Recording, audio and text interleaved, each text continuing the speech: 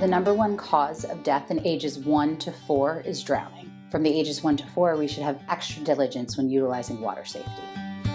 A lot of parents will wait until the kids are 3 or 4 to start swim lessons. Here at the Y, we start them at 6 months because it's so important that they get used to the water.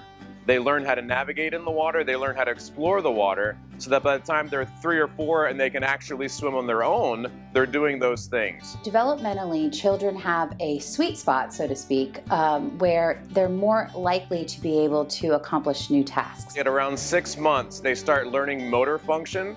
They can start using their legs and their arms to do things. And then developmentally, they can start taking commands from parents, the kick, kick, kick, kick, kick, or the 1, 2, 3 jump cues. The early exposure to water can allow children to utilize their early developmental reflexes like holding their breath and turning over, learning how to kick. Starting swim instruction early is essential. It teaches us life-saving skills both of the child and the parent. The bond that's made with the students and the parents is what we're trying to develop so that the kids know not to get into the water unless mom or dad are ready. We teach the parents how to hold their child safely. We teach the parents how to get in and out of the pool safely.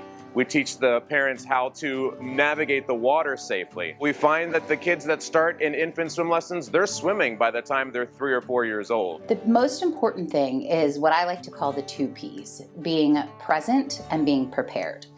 A great way to be present is to utilize what's called a water watcher. This would be one person whose entire job is to scan the water continuously when you're utilizing any form of water activity.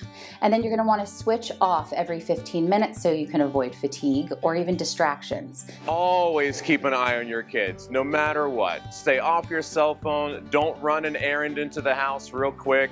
Always keep an eye on your kids. The second P is prepared. You want to be prepared by utilizing Coast Guard approved life vests.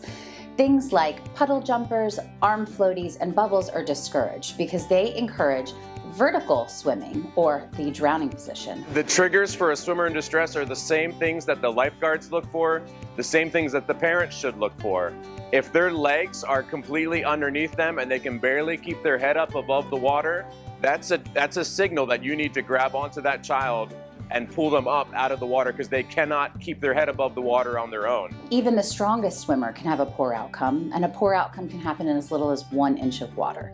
So as the water watcher, if you should see something, you want to make sure you act quickly and get resources fast. Remove the child from the water and call 911 services.